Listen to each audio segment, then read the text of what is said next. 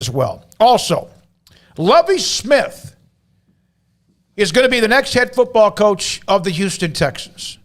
I love Lovie Smith. I absolutely think he's a remarkable man. I've known him since 1981 when he was recruiting for Tulsa University, the East Texas area. We also know he coached under Tony Dungy with the Buccaneers, went to St. Louis to coach there, was a head coach with the Bears and lost to Dungy in the Super Bowl, and then had a team that won 10 games. He was fired. They may have lost a little bit of their edge.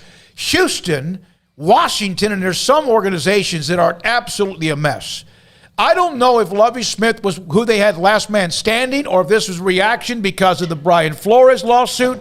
I know that this will be an absolute PR disaster for Houston, the Texans. John McClain confirmed that with me in a text.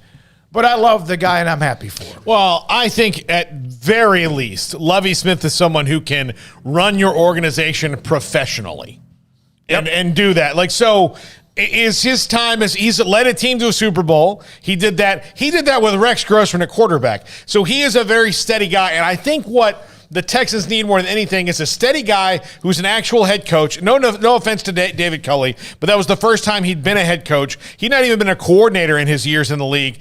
People like David Culley, but that doesn't mean you're necessarily an NFL head coach. Josh McCown would have been a tremendous overreach and mistake, and he's saying why wind up on Lovie Smith's staff, which is kind of a weird thing, is hiring the guy that they know. But it's kind of like Wade Phillips and Jason Garrett. That was always kind of something you'd be worried about was going to happen. But I think it's a very safe move by the Texans, who at this point need to do some things that are safe.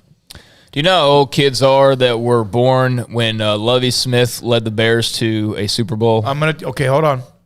They're 15 years old. 15 years old. Yeah. So it's not like that was like some recent, run of success that they had. I mean, granted, he did get a team to the Super Bowl, but a lot is different from 2007 and 2022.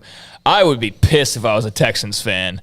I'm an East Texas guy, so anytime I see somebody like Lovie Smith do well, I'm going to root for him and I'm going to be happy for him. Congrats to Lovie Smith, but I'd be pissed if I was a Texans fan. I get it. I think. Oh no, that's exactly what I was saying. I get it. Like, look, they should. There's a lot of younger, more interesting coaches who can do modern things in the league that probably maybe has passed Lovie by a little bit. But I do think that the good news around it is they need some sort of stability and something that's steady because they've been so tumultuous. And that's what he will bring. And that's what he's going to bring. He may not win. Who knows who can? But the roster isn't set up to win. Like, Bill Belichick couldn't win with this roster. Here's another thing about the Texans, and I think you could say this about David Culley, Lovie Smith, everyone else. They had a lot of problems personnel-wise, correct? Mm-hmm. They seemed to, and on occasion there were some no-show games, they seemed to fight, scratch, and claw their ass out throughout the entire year. Am I wrong? You're more the NFL guy. Yeah, no, I think that they did. I mean, for the most part, but it's hard to – and it was a lot of guys playing on one-year deals, essentially trying to figure out who they're going to play for next year, not the Texans.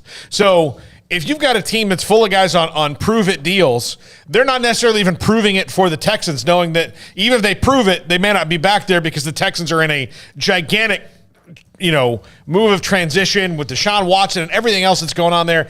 Everything in that organization is a mess. So you probably need just somebody there who might be a little bit of a garbage man, and that's Lovie Smith. I think that's what's frustrating, though, is that he's not the guy. Yeah. He's the guy who's just here to make it okay until you find the guy, and you're wondering, okay, how long until we get ready to actually look at winning again? Because you're not doing it with this move, and you're not doing it with the roster you have right now. So you're looking at best, maybe a couple more seasons where you're just complete middle of the road to bottom of the league with no real hope, quite frankly, unless you'd find some, darling draft pick that's just like a lottery ticket basically you weren't expecting, because otherwise you look at that team and no, there are no expectations to win. You've got a million holes to fill. No one's really going to be inspired by the hire, but you're right. He's going to be a steady hand and that's good. But to me, it just feels like another transitional hire that's just delaying the inevitable of okay, when do we get serious and we actually get a real structure in here and we can talk about winning they did for, I don't know, years before all this mess started. The last 2 years, that franchise is completely cratered. They were in the playoffs every year practically, and went in the South almost every year. And now, they're just in no man's land. And now they're hiring Lovie Smith 15 years after, and after an Illinois run where, can you name one thing that was memorable? Not at all. And so that's where I'm coming from, is just like, if you were a Texans fan, you just realize, like, wow, we're really just going to be kind of middle of the road probably for another couple years, and then have to retool this roster, and then eventually. But you know what? Maybe Lovie will surprise people, and if he does, that'll be great. But if they give him an opportunity to do what he wants to do, I think that at least he can put some kind of a,